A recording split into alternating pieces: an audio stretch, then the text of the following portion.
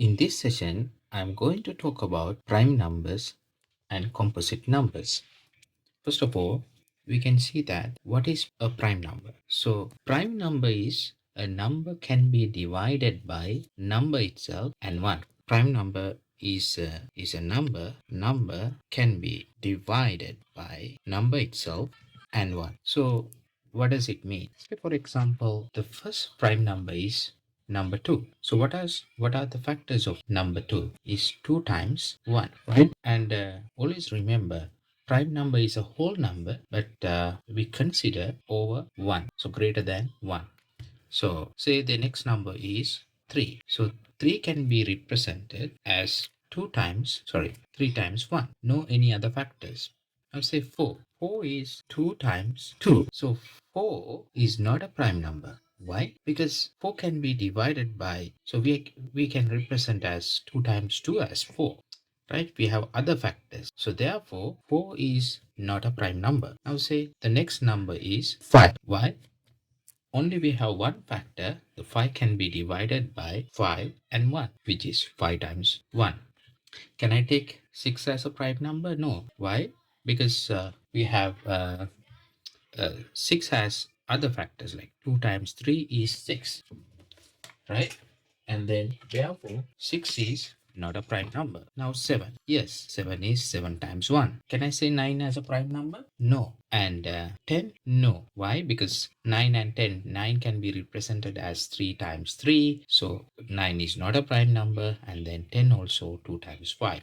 Then what is the next prime number? It's 13. Yes. 13 times 1, 14, no. And 15, no. And 16, no. 17, yes, because we don't have any other factors except 17 into 1. So 17 times 1 is 17, and then not 18, and then next one is 19, 19 times 1. So set of prime numbers P I can represent as, say this set can write down as 2, 3, 5, 7, not 9, 10, no, not 10. And 11 here, right? I forgot to write 11 times 1 because 11 doesn't have any other factors. So 11 is a prime number, and 13, and then 14, and then not 14 is not a prime number. 15, 16, no. 17, 19, and so forth, right? It continues like this. Right, we go to the next one is a composite number. So composite number is if the number can be represented of 2 whole numbers except 1.